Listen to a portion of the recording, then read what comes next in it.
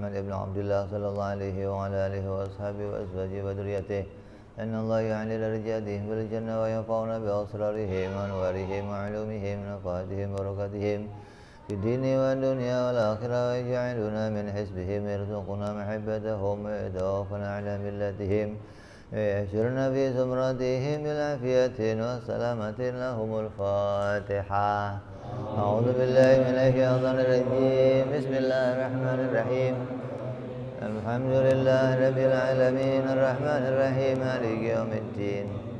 إياك نعبد وإياك نستعين اهدنا الصراط المستقيم صراط الذين أنعمت عليهم غير المغضوب عليهم ولا الضالين آمين. بسم الله الرحمن الرحيم.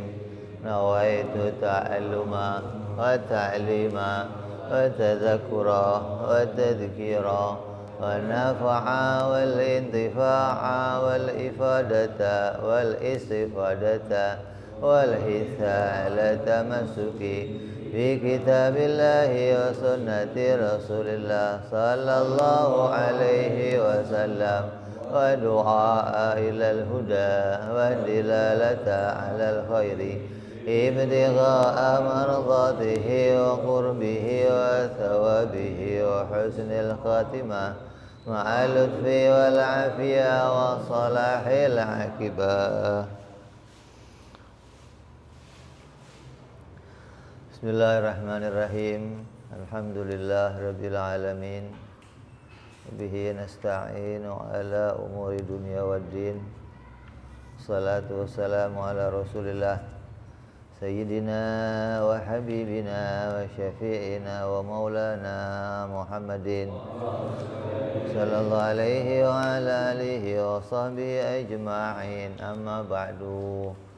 Wala musanniful kitab Hadratus Syekh Said bin Ki Armiyah rahimahullah wa ghafara lahu wa liwalidayhi wa nafa'ana bihi fid dharain. Allahumma aftah qulubana futuhal arifin wa bihikmatika wansur alaina birahmatika ya arhamar rahimin. Ilan qol sampai apa? Sekarang sudah sampai mukhalafah lil hawadis. Jadi inti dari pembahasan kita itu ada pada mukhalafah lil hawadis dan wahda. Jadi mengenal Allah ada pada 3 perkara: mengenal zatnya, mengenal sifatnya, mengenal perbuatannya. Zatnya Allah bukan benda. Kenal zatnya Allah itu maknanya kenal zatnya Allah bukan benda. Zatnya selain Allah benda. Berarti kamu kenal begitu. Sifatnya Allah tidak berubah-ubah. Sifat selain Allah berubah-ubah. Perbuatan Allah taksir, menjadikan. Perbuatan yang lainnya kasab ikhtiar. Kalau mau kita tambahkan, perbuatan Allah itu yang pertama tidak wajib. Allah kalau berbuat tidak wajib. Terus yang kedua, tidak mengambil keuntungan, tidak punya tujuan. Pekerjaan selain Allah punya tujuan. Pekerjaan Allah berikutnya tidak butuh bantuan. Perbuatan selainnya butuh bantuan. Itu kamu tahu 3 ini, maka kamu disebut kenal Allah. Kamu ma'rifat secara dasar keimanan. Jadi menurut ukuran beriman, menurut ukuran mengetahui, orang yang paham ini disebut mengetahui yang pengetahuannya menggugurkan kewajibannya mengenal Allah. Adapun nanti meningkat lagi itu penambahan. Kamu bertambah tahu tentang berbagai macam sifat-sifat Allah yang lainnya. Kamu tahu dalil-dalil secara terperinci, itu penambahannya. Adapun pokok yang harus kita tahu, maka kita tahu 3 ini. Tahu zatnya Allah, tahu sifatnya, tahu perbuatannya. Ya. Jadi zatnya Allah apa? Bukan benda. Sifatnya Allah tidak berubah-ubah. Perbuatannya Allah menjadikan. Terus tidak wajib, tidak punya tujuan, tidak butuh bantuan. Perbuatannya Allah. Nanti semua ini akan kita bahas di belakang nanti. Satu persatu akan kita bahas. Mana perbuatan yang punya tujuan, mana perbuatan yang wajib. Kita akan bahas satu persatu. Terus setelah mukhalafah lil hawadis, sifat berikutnya wajib bagi Allah qiyamuhu ta'ala binafsihi, Allah berdiri pada dirinya sendiri. Allah berdiri dengan dirinya sendiri. Kalimat dengan dirinya sendiri jangan dijadikan 2 perkara. Jangan kamu anggap itu ada 2 perkara, enggak. Kalau kamu berjalan dengan kaki kamu, berarti kan itu 2 perkara, kamu dan kaki. Allah berdiri pada dirinya sendiri, jangan dianggap itu ada 2 perkara. Itu hanya untuk penggunaan bahasa saja biar mudah. Yang maksudnya Allah tidak berdiri pada zat yang lain, gitu loh. Jadi berdiri sendiri itu mau ngomong Allah itu tidak berdiri pada zat yang lain. Allah tidak membutuhkan kepada zat yang lain. Emangnya ada yang butuh sama zat yang lain? Ada nggak? Ada nggak yang butuh sama zat lain? Siapa?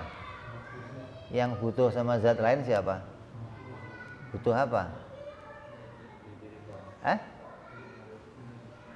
Butuh apa? Itu butuh pencipta namanya. Allah tidak butuh pada zat yang lain. Lah, yang butuh pada zat lain siapa? Sifat. Jadi mau bicara bahwa Allah itu bukan sifat. Kalau Allah sifat, maka niscaya Allah berdiri pada wujud yang lain. Karena sifat itu tidak berdiri pada wujudnya sendiri. Sifat itu kan wujud, bukan nggak wujud sifat itu. Dan sifat berdiri pada wujud yang lain. Jadi jangan dianggap sifat itu nggak wujud. Sifat itu wujud, tapi nggak bisa berdiri sendiri. Dia butuh wujudnya yang lain. Nah, Allah itu berdiri sendiri. Oh, maknanya Allah bukan sifat. Apa ada orang yang meyakini Tuhan itu sifat? Ada? Ada. Siapa?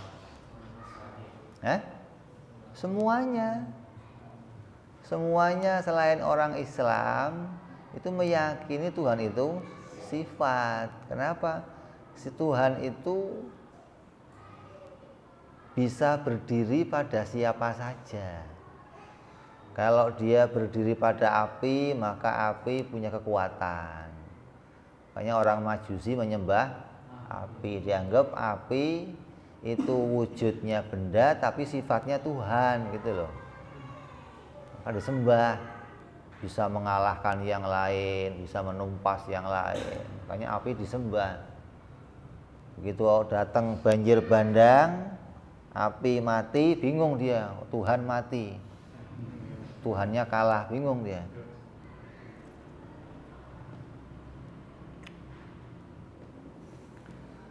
Ganti lagi, menyembah Tuhan yang lain, dianggap sifat Tuhan itu bisa berpindah-pindah. Ntar di api, ntar pindah kemari, ntar pindah kemari. Berarti Tuhan itu tidak berdiri sendiri. Tuhan berdiri pada yang lainnya. Lah, kita tidak mengimani Tuhan seperti itu.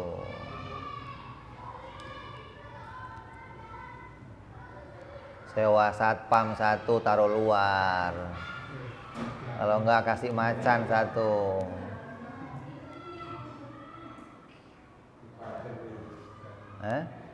Ada provokatornya kali.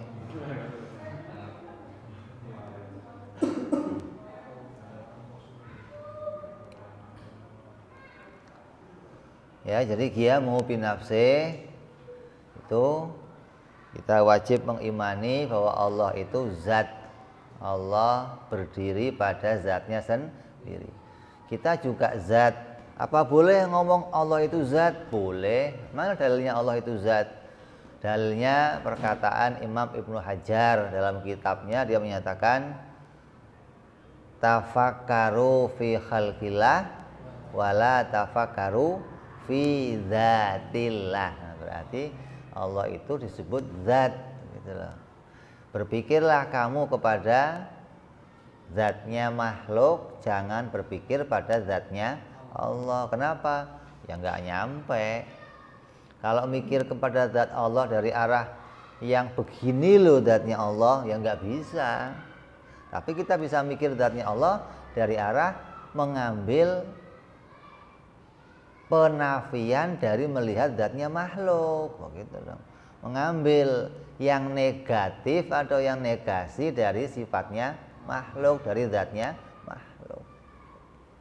Makhluk bagaimana zatnya? Oh, makhluk itu punya tempat zatnya. Lah, kalau zatnya Allah, oh ya pasti bukan yang seperti makhluk. Allah tidak butuh tempat.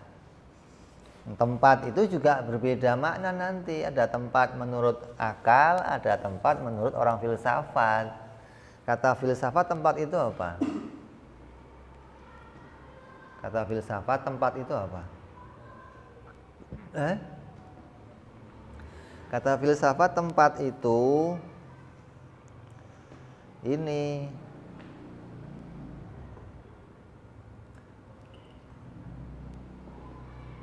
batin namanya.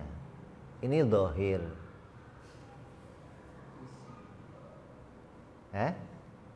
Tempat itu mana? Batinnya sesuatu bertemu dengan zahirnya sesuatu. Maka jadilah itu tempat kayak begini. Nah, ini zahirnya sesuatu nempel di batinnya sesuatu maka menempat. Kalau begini kan nggak bisa. Maka menempat itu begini. Kayak air di dalam gelas. Kata mereka, air itu menempati gelas. Ini menempat menurut mereka. Kalau kita menempat itu enggak seperti itu. Menempat itu ya punya ruangan pada dirinya sendiri. Kalau itu ada ruangan yang bisa ditempati yang lain, itu sudah bukan bagian ruangannya dia. Menempat menurut kita. Jadi zatnya Allah disebut zat, tapi zatnya berbeda dengan zat yang lain. Nah, sifatnya Allah juga disebut sifat. Karena bahasa sifat itu lebih umum. Kalau kita disebut sifat ya boleh, disebut yang lebih khusus apa namanya? A'rad. Apa itu a'rad? Sifat tapi berubah-ubah gitu loh. Kalau zat maknanya umum. Kalau pada kita jirim, nah itu lebih khusus gitu loh. Jadi kalau zat yang jirim, oh berarti zatnya makhluk. Sifat yang a'rad berarti sifatnya makhluk. Kalau cuma ngomong sifat masih umum. Kalau masih ngomong zat masih umum, bisa kemana saja. Tapi kalau sudah ngomong jirim, oh itu pasti zatnya makhluk. Kalau ngomong a'rad pasti sifatnya makhluk. Jadi di dalam qiyamu binafsi ada dua makna yang harus kita nafikan. Ini mulai sifat yang nafinya punya makna dua. Sebelumnya punya makna satu semua. Qidam, tidak ada awal. Baqa, tidak ada akhir. Mukhalafah tidak ada sama. Ini tidaknya satu semua nih. Tidak. Kalau di qiyamu binafsih tidaknya dua. Tidak butuh pada zat lain dan tidak butuh diciptakan. Kenapa harus pakai dua tidak? Sedangkan yang lain pakainya satu. Qidam tidak berawal, baqa tidak berakhir, mukhalafah tidak ada samanya. Qiyamu binafsih tidak berdiri pada yang lain dan tidak butuh diciptakan. Kenapa kok harus pakai dua makna?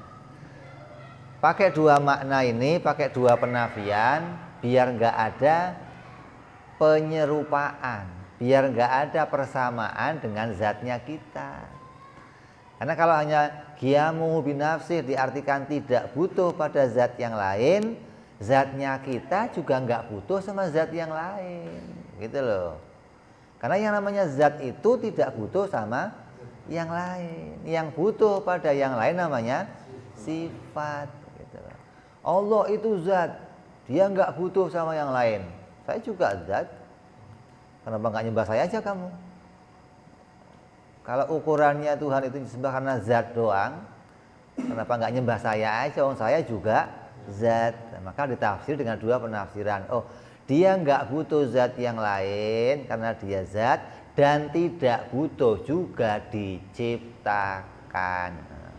Saya zat, berdiri sendiri, tidak butuh pada yang lain, tapi saya masih butuh diciptakan. Nah, butuhnya diciptakan itu menunjukkan saya bukan Tuhan. Ya, jadi qiyamu binafsih punya dua nafi, punya dua peniadaan. Kenapa? Agar tidak menyerupai keadaannya makhluk. Padahal pembahasan Tuhan itu tidak butuh diciptakan sudah dibahas dalam sifat qidam, tapi diulang lagi dalam sifat qiyamuhu binafsih, digandengkan dengan maknanya yang lain agar apa? Hilangnya penyerupaan kita kepada sifat-sifat makhluk, gitu. Kalau nggak digandeng ini mesti akan tergambar, oh sama kayak zat kita dong berarti, gitu. Jadi biar nggak sama gimana? Biar nggak sama dimaknai tidak butuh pada zat yang lain dan tidak butuh diciptakan. Jadi orang yang mengimani Tuhan itu berdiri pada yang lain berarti dia mengimani Tuhan itu sifat. Tuhan itu adalah oknum. Tuhan itu bisa melimpahkan kekuasaannya pada yang lain, gitu loh. Bisa berpindah ke sana, berpindah ke sini, berpindah ke sini. Kayak ada yang mengatakan begini, pemahaman orang-orang Mu'tazilah. Tuhan itu bisa menyerupai makhluk. Kalau ada makhluknya yang dalam keadaan membutuhkan, Tuhan itu, Allah itu bisa datang dalam rupa sesuatu langsung menolong makhluknya, turun tangan sendiri gitu loh. Jadi bisa kumpul masuk ke dalam dunia dan langsung menolong makhluknya. Kan Tuhan Maha Kuasa. Itu sama aja ngomong ada sutradara masuk dalam film. Nah, kalau dia sutradaranya, dia juga pemainnya, gimana itu? Waktu dia nanti main, sutradaranya siapa? Diwakilkan. Sutradara itu tugasnya ngapain sih dalam film? Ngatur. Yang ngomong action, cut siapa itu? Saudara. Nah, kalau dia main gimana? Yang ngomong action siapa terus? Gimana sih pikirannya? Tuhan itu menciptakan kun fayakun. Dianya ngurusin dalam masuk. Ya, yang lain gimana ngurusinnya terus coba? Ini pikirannya bagaimana sih orang? Jadi ada yang menisbatkan lagi ada Tuhan yang puncak, maha dewa, maha Tuhan ini. Dia menciptakan Tuhan-Tuhan kecil untuk bekerja mengatur yang lainnya. Ketika Tuhan-Tuhan kecil ini sudah diperintahkan, kamu ngurus ini, kamu ngurus ini, kamu ngurus ini. Ada lagi, ada Tuhan Bapa merintahin anaknya, diberi kekuasaan untuk mengurus dunia makhluk. Tuhan anak itu Tuhan jasad katanya. Dia tugasnya ngurusin makhluk, semua diurus sama dia. Lah kalau ada Tuhan jasad, ada Tuhan kecil-kecil yang ngurus semuanya. Setelah bertugas, lah ini maha dewanya ngapain? Tuhan Bapak ngapain? Kalau sudah ada Tuhan anak yang ngurus semuanya, kerjanya Tuhan Bapak ngapain? Ada Tuhan nganggur. Oh sekarang pengangguran itu nggak ada harganya. Ini Tuhan nganggur gimana sih? Tuhan kok pengangguran? Ya Allah. Itu imannya bagaimana? Ngimani Tuhan begitu coba. Jadi keimanannya itu bukan dasar berpikir sehat. Keimanannya berdasarkan beritanya orang lain. Tuhan itu begini, tahu nggak? Oh iya, karena dia baru tahu berita Tuhan dan yang beritain orang tuanya, ya iya saja. Tapi orang yang akalnya itu berjalan akan berpikir apa ya begini toh, begitu loh. Dia akan mencari kebenarannya.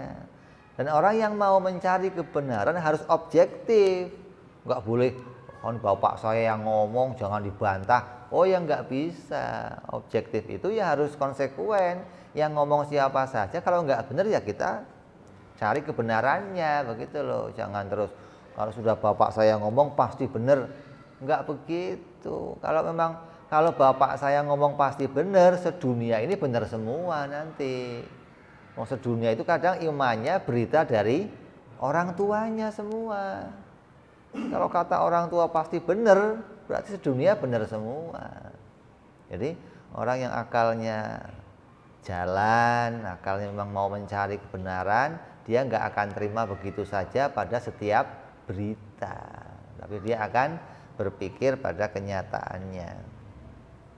Ini maknanya qiyamuhu binafsih. Jadi tidak mungkin Tuhan itu sifat yang bisa berpindah-pindah kemana saja. Karena yang namanya sifat itu membutuhkan zat. Nah, kalau sekarang dia sifat, terus zatnya belum ada. Terus yang bikin zatnya siapa? Apa sifatnya bikin zat gitu? Jadi kudratnya bikin zat gitu. Kok ada? Kudratnya aja nggak bisa berdiri tanpa adanya zat. Terus kudratnya suruh bikin zat, ini bagaimana bisa terjadi? Jadi nggak mungkin Tuhan itu kok keluyuran ke sono kemari, pindah-pindah kayak kayak itu jelangkung apa itu, datang pulang nggak diantar. Dia kan nyari zat itu kan. Kalau kamu kasih zat nempel dia. Klok. Apa itu? Tuhan begitu ya? Nempel gitu. Ini bayangan apa yang biasa dia lihat, apa yang biasa dia dapat cerita-cerita, kemudian diimajinasikan betul-betul itu Tuhan itu seperti itu. Kalau dia mau berpikir secara nyata, nanti dia akan nemu, oh nggak mungkin Tuhan begitu. Kenapa alasannya? Tuhan itu harus punya sifat, dan sifat tidak bisa ada tanpa zat. Berarti Tuhan itu harus zatnya, nggak mungkin berpindah-pindah ke yang lainnya. Maka dia harus berdiri pada dirinya sendiri yang dia tidak membutuhkan segala sesuatu yang lain. Ini berpikir secara nyata harus begitu menemukannya. Kalau nggak begitu ya kamu berpikir hanya karena pemikirannya orang lain, kamu ikut-ikutan pendapatnya orang lain. Jadi ditafsiri dengan dua penafsiran. Zatnya Allah itu berdiri sendiri, tidak butuh pada zat yang lain. Kemudian zatnya Allah tidak butuh diciptakan. Terus berikutnya sifat yang berikutnya wahdaniyah, wajibnya Allah bersifat esa. Esa itu maknanya kalau dialih bahasakan esa itu satu. Tapi makna yang dimaui di dalam kalimat wahdaniyah itu maknanya bukan bilangan. Allah itu tidak terbilang. Tidak terbilang itu berapa? Tidak terbilang itu berarti ya nggak berapa. Artinya kita itu sebenarnya nggak layak menanyakan Tuhan itu berapa. Kenapa sih? Lah wong nggak ada lainnya kok ditanya berapa. Kalau ada Tuhan lainnya, boleh kamu nanya Tuhan itu ada berapa. Wong ini nggak ada lainnya, maka nggak layak ditanya berapa. Nah, ditandai dengan kalimat wahdaniyah atau kalimat esa. Maknanya esa itu tidak ada lainnya. Tuhan itu esa, maknanya bukan dua, bukan tiga, bukan empat, apalagi seterusnya. Wong dua saja tidak, apalagi yang lainnya. Berarti Tuhan itu satu, ya untuk gambarannya ya disebut satu. Tapi maknanya satu itu mau menggambarkan dia sesuatu zat yang tidak ada lainnya. Tidak ada lain dalam hal apa? Tidak ada lain dalam hal zatnya, nggak ada lainnya. Sifatnya yang nggak ada lainnya, perbuatannya nggak ada, zatnya itu ya satu-satunya itu doang. Zat yang begitu satu-satunya dia doang, gitu loh. Sifat yang begitu ya satu-satunya dia doang. Perbuatan yang begitu ya satu-satunya dia doang, nggak ada yang lainnya. Maknanya esa, gitu loh. Jadi kita kenal esa itu nggak cuma Tuhan satu, enggak, tapi keadaannya itu semuanya esa. Zatnya ya satu-satunya hanya pada dia, sifat yang itu satu-satunya ya hanya pada dia, perbuatan yang begitu ya hanya pada dia, nggak ada lainnya, gitu loh. Jadi kita wajib kenal Allah itu esa, hingga kita nanti bisa tahu jelas asal muasalnya semua ini dari mana, gitu loh. Kalau sudah tahu pembahasan esa, nanti kita akan tahu, oh ternyata kita ini posisinya sebagai apa, bagaimana keadaan kita, itu akan terjawab pada maknanya wahdaniyah.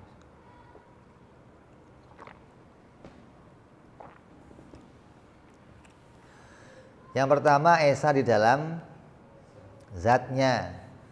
Artinya zatnya Allah tidak berbilang, zatnya Allah tidak ada lainnya. Yang dimaksud zatnya Allah itu esa, itu ada dua pengertian, dua penafian. Ini mulai dari Qiyamu bin Nafsih punya dua penafian, wahdaniyah juga punya dua penafian. Zatnya pertama dinafikan, tidak ada lainnya. Pada dirinya zatnya itu esa. Artinya pada dirinya zatnya tidak tersusun-susun, bukan jisim. Kalau jisim tersusun-susun, ada kepalanya, ada kakinya, ada badannya, ada tangannya, ada. Berarti zatnya enggak esa. Di dalam dirinya, pada dirinya ada beberapa zat, gitu loh. Yang namanya zat itu ditandai dengan apa? Punya sifat sendiri. Kalau ada zat lagi, ya berarti punya sifat lagi yang lainnya. Pada diri kita komplit, kepala punya sifat sendiri, tangan punya sifat sendiri, kaki punya sifat sendiri. Semuanya organ kita itu zat yang punya sifat tersusun-susun. Berarti zat kita itu, walaupun saya dikatakan satu orang, tapi saya satunya tersusun-susun. Ya, saya satu, Tuhan satu. Bedanya apa? Satunya saya tersusun-susun. Zat saya itu satu, disebut satu, tapi isinya banyak. Satu orang tapi isinya banyak, ada kepala, kaki. Allah itu satu tapi isinya nggak banyak begitu, nggak disebut satu. Berarti Tuhan satu doang til. Ya enggak, kalau satu doang tapi menempat ya namanya johar. Kalau tersusun-susun namanya jisim. Kalau satu doang nggak tersusun namanya johar. Nah, Tuhan juga bukan johar. Satuan ya bukan, susunan juga bukan, gitu loh. Oh, Tuhan itu nggak tersusun berarti satuan? Ya juga enggak. Kalau satuan yang dipahami seperti kita namanya johar, maka Tuhan itu bukan johar. Contoh johar kayak apa? Sinar. Johar contoh kayak apa lagi? Air, asap. Itu enggak tersusun-susun, terdiri dari satu macam unsur, tapi dia tetap satu susunan. Allah itu bukan susunan. Artinya satu susunan itu dia ketika sendiri maka tidak tersusun dengan yang lain, tapi dia punya potensi untuk disusun oleh yang lainnya, begitu loh. Nah, Allah nggak seperti itu, bukan Allah itu zatnya sendiri, tapi ketika sendirinya punya makna johar berarti bisa tersusun dengan yang lain. Maka Allah tidak seperti johar dan bukan jisim, tapi zatnya esa. Zat yang sepertinya itu kemudian ditambah lagi ya hanya satu-satunya itu, gitu loh. Zat yang tidak tersusun itu ya hanya satu-satunya dia, nggak ada yang lain lagi seperti dia. Jadi punya dua penafian. Dinafikan yang pertama zatnya tidak tersusun, nafi yang kedua tidak ada yang menyamai zat. Jadi pada dirinya sendiri nggak tersusun-susun, pada yang lainnya tidak ada yang menyamai. Kalau zat kita tersusun-susun dan ada yang menyamai. Kamu manusia, saya manusia. Jadi ada yang menyamai zatnya. Sifat Allah juga esa, artinya apa? Sifat Allah tidak tersusun-susun dari sifat yang sama. Kalau sifat kita tersusun-susun dan boleh dari sifat yang sama. Seperti apa? Kita punya dua penglihatan, kita punya dua pendengaran. Apalagi kita punya dua gerak. Ini gerak, ini berarti punya dua sifat yang sama, begitu loh. Kakinya gerak, tangannya gerak, berarti ada sifat yang sama pada diri kita. Jadi pada zatnya kita itu tersusun beberapa sifat yang sama. Nah, pada Allah tidak tersusun zatnya sifat-sifat yang sama, nggak ada. Sehingga kita tidak bisa menetapkan, tidak bisa menggambarkan kalau Allah itu melihat seperti gambarannya orang-orang lain penglihatannya banyak. Kenapa? Biar melihat semuanya maka sini mata, sini mata, sini mata, sini mata. Ada lagi yang mukanya banyak, depan muka, sini muka, sini muka. Ini imajinasi manusia menggambarkan Tuhan dengan kerjanya menciptakan alam. Bagaimana sih zat yang esa bisa mengatur semuanya? Mereka membayangkan lah, kita tidak diajarkan seperti itu. Kita diajarkan menafikan keadaan yang ada pada makhluk. Kamu nggak akan bisa menjangkau keadaannya Allah, nggak bisa. Yang diperintahkan kita itu menjangkau Allah dari arah menafikan ketidaksamaan sifatnya Allah dengan sifat makhluk, zatnya Allah dengan zatnya makhluk, perbuatan Allah dengan perbuatan makhluk. Cukup itu. Maka kita mengenali sifat Allah dari mana? Sifat Allah itu tidak tersusun-susun dari sifat yang sama. Kudratnya esa, irodahnya esa, ilmunya esa, kalamnya esa. Kalam yang esa yang bagaimana? Tuhan ngomongnya itu esa. Nah, ngomong yang nggak esa kayak apa? Ngomong yang putus. Ya, kita itu putus-putus, artinya untuk menyampaikan sebuah pengetahuan harus beberapa kali pembicaraan. Saya mau ngomong masjid, harus 2 kali ngomong masjid. Nah, ngomong lagi. Nggak bisa satu omongan untuk menyampaikan satu pengetahuan, nggak bisa gitu loh.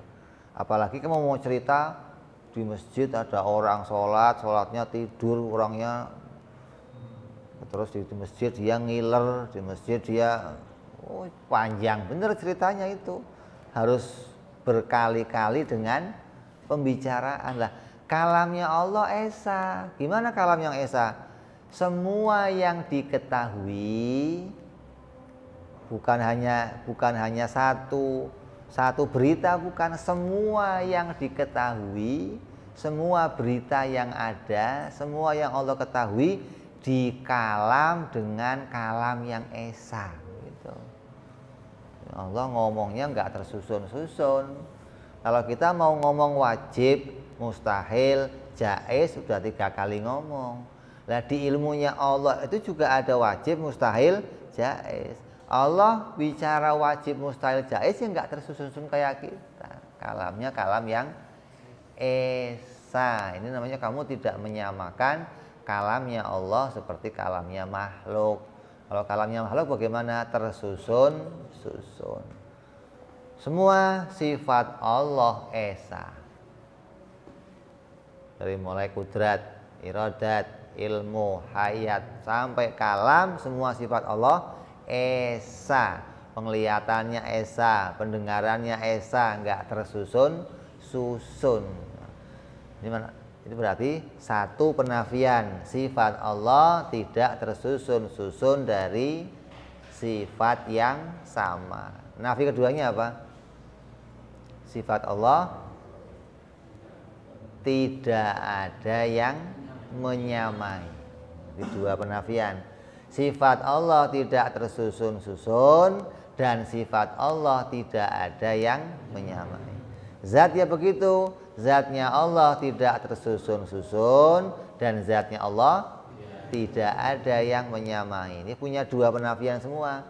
Nanti pada perbuatan Allah, nah ini tidak boleh kita ngomong seperti di atas. Kalau di atas apa? Ada zatnya Allah tidak sama dengan zatnya kita. Artinya Allah itu zat, tapi zatnya tidak tersusun-susun. Lah kalau zat yang tersusun mana? Ini zatnya makhluk. Sifatnya Allah tidak tersusun-susun. Kalau sifat yang tersusun mana? Nih sifatnya makhluk. Lah kalau perbuatan Allah esa, maknanya yang punya perbuatan hanya Allah. Yang lainnya nggak punya perbuatan. Gitu ngomongnya. Jangan ngomong, oh perbuatan Allah esa beda dengan perbuatan makhluk. Nggak boleh begitu. Kalau ngomongnya begitu berarti seakan-akan makhluk juga punya makhluk seakan-akan bisa memunculkan sendiri perbuatan dari dirinya sendiri. Perbuatan itu bentuknya bukan wujudi. Paham nggak? Perbuatan itu bentuknya bukan dohir, sesuatu yang bisa dipegang, ada wujudnya. Kalau sifat itu ada wujudnya. Zat ya ada wujudnya, sifat juga ada wujudnya. Ketika diciptakan ya kelihatan barangnya. Zat ya kelihatan, sifat ya kelihatan. Artinya barangnya itu bisa langsung kamu saksikan, bisa kamu pegang. Tapi kalau perbuatan enggak begitu. Perbuatan itu bentuknya hanya amrun ibaroh. Berarti bukan terus perbuatan itu diciptakan terus tertinggal pada diri kamu, enggak ada begitu. Kalau ini kan enggak diciptakan zatnya, maka ya ada nih zatnya nih gitu loh. Kalau perbuatan enggak begitu. Perbuatan kita itu langsung diciptakan oleh Allah. Bukan dititipkan sesuatu pada kita lalu kita bisa bekerja sendiri, enggak. Kamu tidak boleh meyakini bahwa perbuatan Allah dan perbuatan makhluk ada dua perbuatan.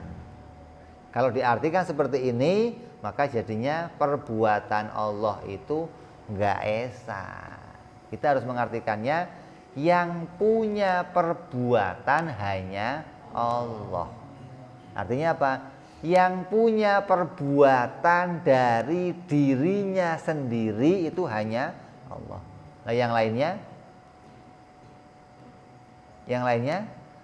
punya perbuatan tapi diciptakan oleh Allah, begitu loh.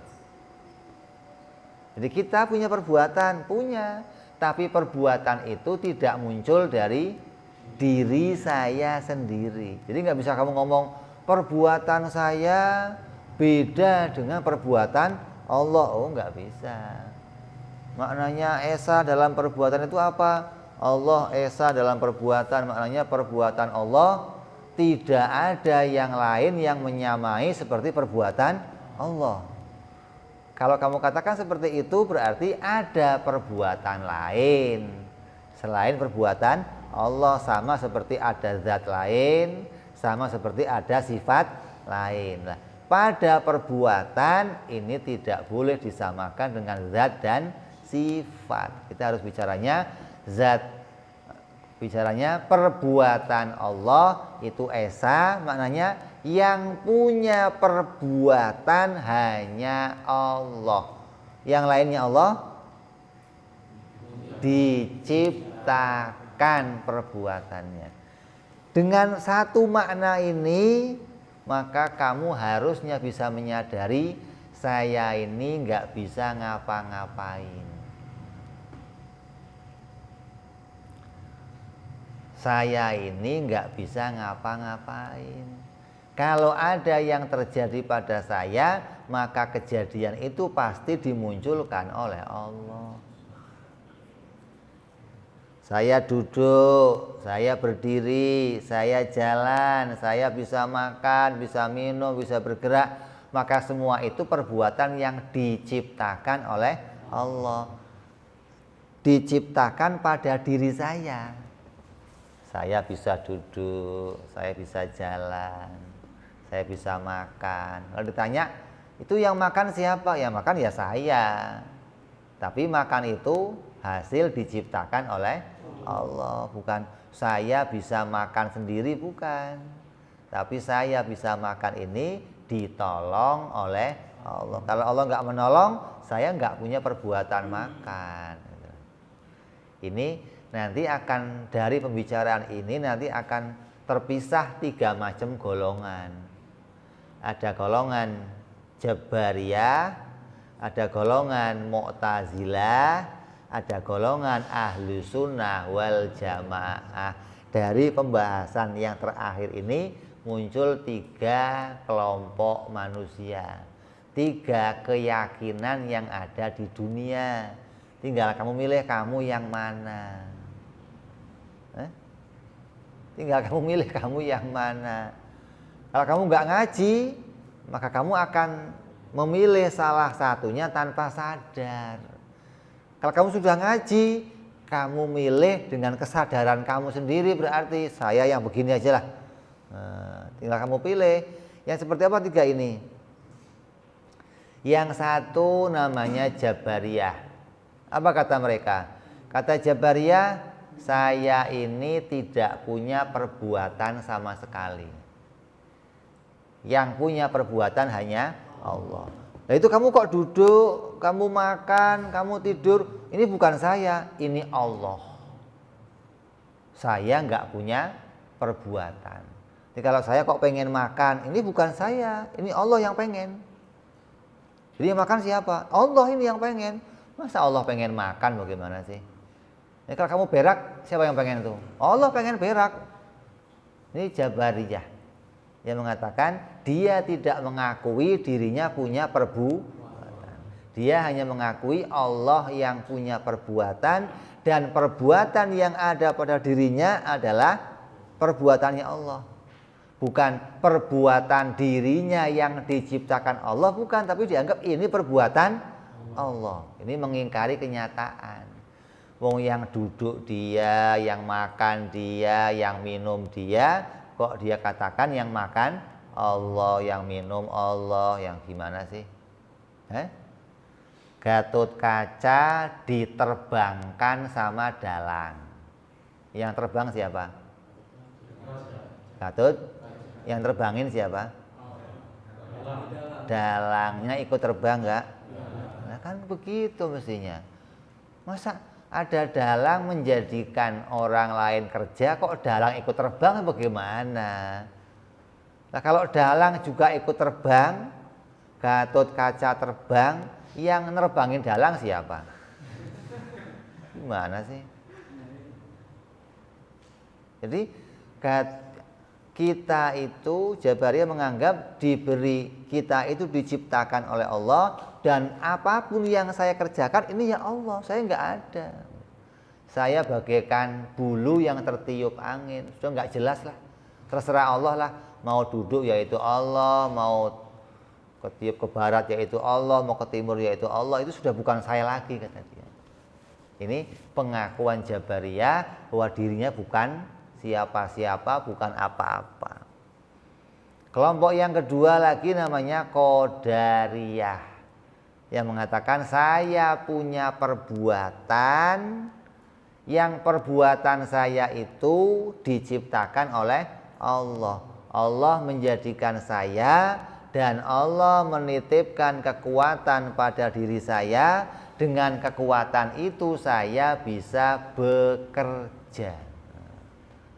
Ini sudah kayak dikasih baterai. Kalau tadi sama sekali nggak ada apa-apanya, hilang. Semua Allah dianggapnya. Yang kedua ini menganggap Allah menciptakan dirinya, dia dikasih baterai, terus dia bisa jalan sendiri sesuai maunya. Allah sudah nggak mengatur lagi. Allah tidak mengintervensi dirinya. Terserah dia mau kemana, terserah. Mau bikin apa, mau ngapain, terserah. Hingga dia mengatakan ini kerjaan saya, ini kerjaan saya, ini kerjaan saya. Diakui muncul dari dirinya sendiri. Itu namanya Qadariyah. Yang mengatakan saya bisa sholat sendiri, saya bisa puasa sendiri, saya bisa zakat sendiri. Ini harta punya saya, rumah saya yang bangun, ini saya semuanya. Kenapa? Dia menganggap Allah sudah melepaskan dirinya dengan memberikan dia kekuatan. Yang ketiga, kelompok namanya Ahlus Sunnah wal Jamaah. Yang bagaimana? Saya diciptakan oleh Allah, dan saya diciptakan perbuatannya oleh Allah, tanpa dilepaskan oleh Allah. Jadi kalau saya kok duduk, maka ya Allah menciptakan saya duduk. Saya makan, ya Allah menciptakan saya makan. Saya berjalan, Allah menciptakan saya berjalan. Ini ahli sunnah. Kalau mau disimpulkan, ahli sunnah yang bagaimana keyakinannya? Ahli sunnah keyakinannya mengatakan saya punya perbuatan. Saya punya perkataan, saya punya perbuatan. Ini mengeluarkan kita dari Jabariyah. Jabariyah mengatakan saya tidak punya perbuatan. Kita mengatakan saya punya perbuatan. Terus tapi perbuatan saya diciptakan oleh Allah. Perkataan perbuatan saya diciptakan oleh Allah mengeluarkan kita dari Qadariyah yang mengatakan perbuatannya diciptakan oleh dirinya sendiri. Ini ahli sunnah yang berada pada tengah-tengah, enggak masuk Jabariyah dan enggak masuk Qadariyah, berdiri pada pendapatnya sendiri. Maka kamu tinggal milih, saya kelompok yang mana? Mau jadi kelompok yang Jabariyah, mau Qadariyah, atau mau di tengah jadi ahli sunnah wal jamaah yang mengakui perbuatan itu esa, hanya milik Allah. Adapun saya kok bisa bekerja, maka pekerjaan saya diciptakan oleh Allah. Makanya ahli sunnah itu nggak pernah ketinggalan kalau mau ngapa-ngapain selalu insya Allah. Kalau kamu nggak insya Allah, kamu Qadariyah, begitu aja. Kalau kamu nggak pakai insya Allah, berarti kamu Qadariyah, menganggap saya bisa begini, saya bisa. Kalau saya mau, saya bisa aja begini, itu Qadariyah begitu. Kalau Jabariyah nggak ada begitu, nggak bisa. Saya mah bukan apa-apa. Nggak ada, saya nggak ada, mah nggak ada, hilang pokoknya dah. Itu Jabariyah. Ini pembahasan tentang maknanya wahdaniyah. Nanti kita akan ulang perjumpaan yang akan datang. Kita akan simpulkan hingga kita menjadi jelas tentang semua sifat-sifatnya Allah Subhanahu wa ta'ala. Mudah-mudahan kita diberikan faham oleh Allah, dibuka hati kita oleh Allah, diberikan keterangan di hati kita, diberikan cahaya tauhid, diberikan cahaya iman, diberikan keyakinan yang kuat. Allah jadikan keyakinan jadi benteng hati kita sampai nanti akhir hayat kita, hingga kita bisa selamat di dunia sampai di akhirat. Amin ya rabbal alamin. Ila hadratin nabi. Al-Fatihah.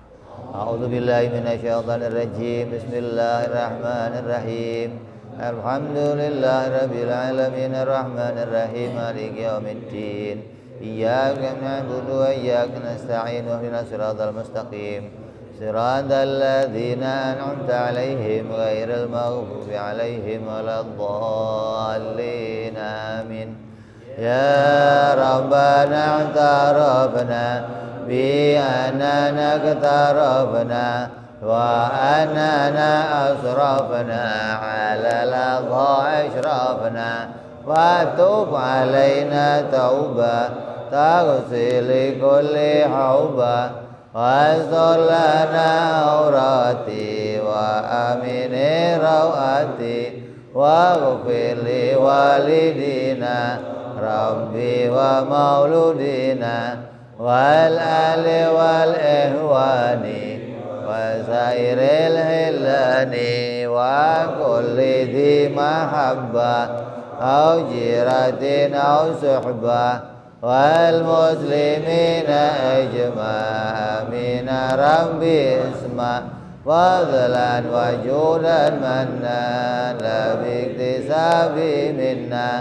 بالمصطفى رسولي نهضى بكل سولي صلى وسلم ربي عليه عند الحب وآله وصحبه عدد طاس صحبي والحمد للإله في البدء والتناهي سبحان ربك رب العزة عما يصفون وسلام على المرسلين الحمد لله رب العالمين. Assalamualaikum warahmatullahi wabarakatuh.